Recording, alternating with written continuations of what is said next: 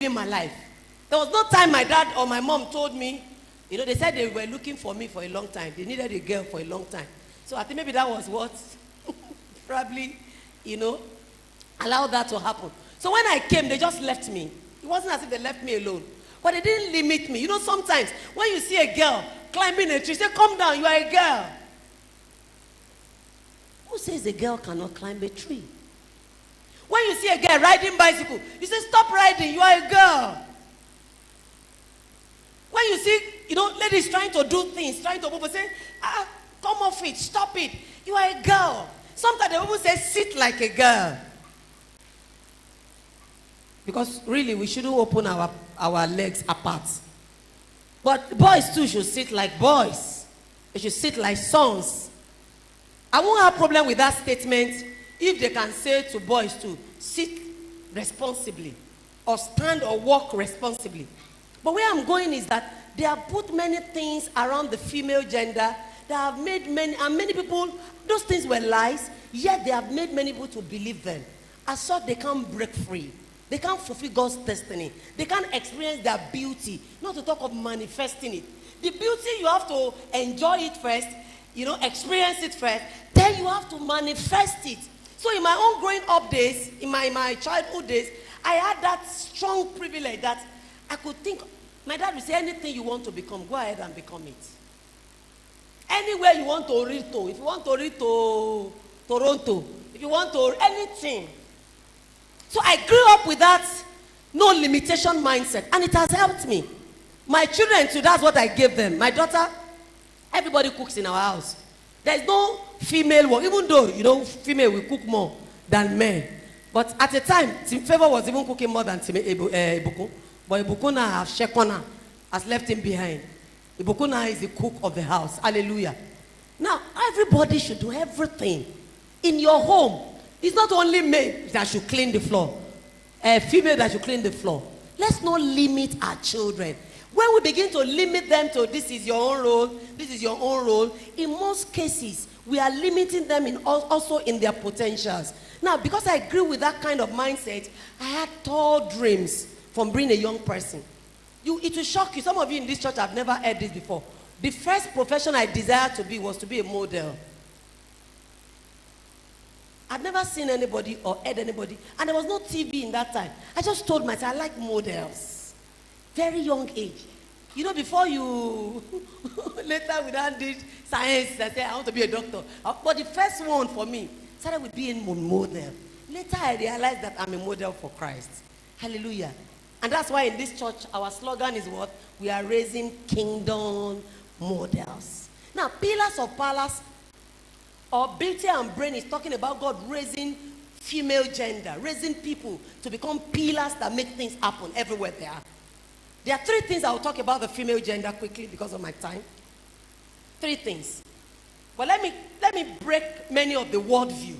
Most of the worldviews are wrong views, opinions, mindset that limit you. There's no limitation around you except the one you give to yourself. Don't let anybody limit you. Like I told you, I was a bit privileged, but that privilege, I didn't enjoy it for too long, because before I knew it, my mommy died. My dad had another wife who was even jealous of me, even as a young girl.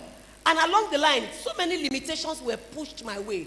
But thank God that along the line, I found Jesus again. And I began to soar. Hallelujah. It wasn't easy, it was tough, but listen, the potentials were there, and eventually God helped me to break forth. I see you breaking forth today. I see you breaking forth beyond every limitation of the society, of the environment, even of the church, in the name of Jesus. There are people religiously, in the religious church setting, there are limitations against women. They say women can't preach. I've told some of us where many years back, myself and Daddy went to minister in a church. I think that was the first year of our marriage, or thereabout. And when we got to the church, the man said, I've never seen that experience. That was my only experience for the church, but I've experienced in other areas. And we got there. A male pastor invited me and Daddy to that meeting, but I was the one that was to minister. When I got there, so the senior pastor of the church came out. I want to say 3 things, and I'm laying proper introduction and foundation for them. So that after today, you will make up your mind to be you that the Bible has said you are. Irrespective of what any other person or who else is saying otherwise. We got to that church and they greeted us very fine. I noticed that the man was greeting Daddy the more. He didn't bother me. All those things. The man was not even a Yoruba man. And then when we now went to the office, few minutes to the time we'll pray. We will enter the service. We were in the pastor's office initially. So when we got to the pastor's office, we were to pray, and then we got up. Before we started praying, he now faced Daddy. He said, "Man of God, we believe, God, that the Lord will use you for his people today. We have been praying for this program. The power of God will flow." And he turned to Daddy, and me, I just stayed behind him. And the man was saying everything he wanted to say. When Daddy now saw that, I think he's really thinking, is Daddy down? Does Daddy not minister? Hello? Is it that Daddy can't minister?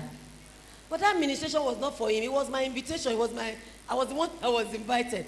So Daddy now said, "No, sir. I'm not the one that was invited for this program. She's the one ministering." The man just changed face. Said, "Why should it be her? It should be you." Daddy said, "No." He said, No. A woman cannot minister. No. A woman cannot. He was angry. Before we knew it, he called the other younger pastor that invited us. I was saying, "Why are you embarrassing this church?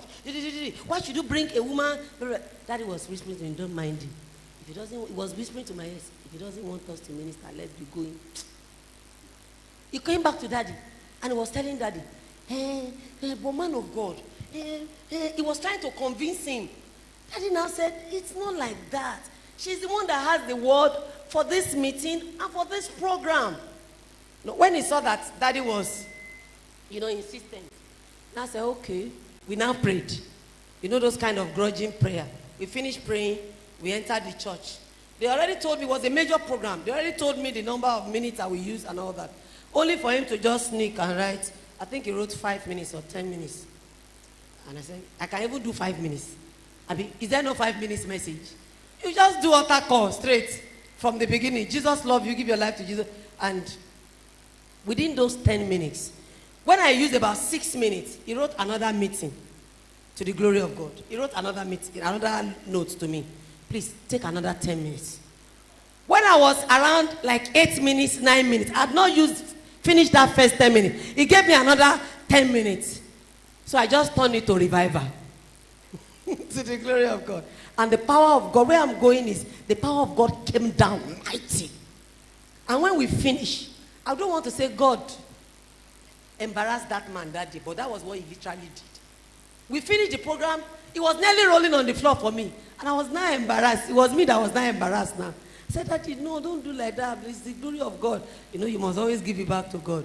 He said, "It's to the glory of God, sir. Don't worry." He now turned to my husband. My husband now became Papa. He said, Papa, you must release Mama for our next conference. So our next conference is coming up at the end of the month." And Daddy was like, "We'll look at our program." He said, No, Papa. I must get a yes. Now. Daddy said, "If the Lord wish." That was how I got another invitation to their major annual conference. In that ministration, the GO of Foursquare, Baba Badejo of that year, ministered in that same program. We shared the same pulpit, all to the glory of God. So I'm saying limitations abound.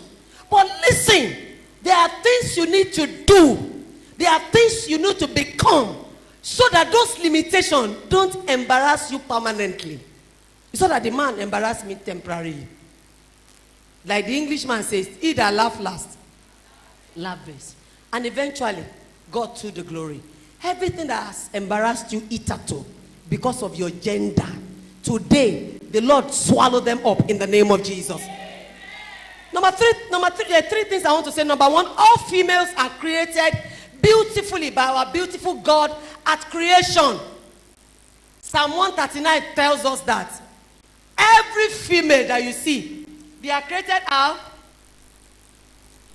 Let's read it now. Psalm 139 verse 14. I'm going to try to, make it brief.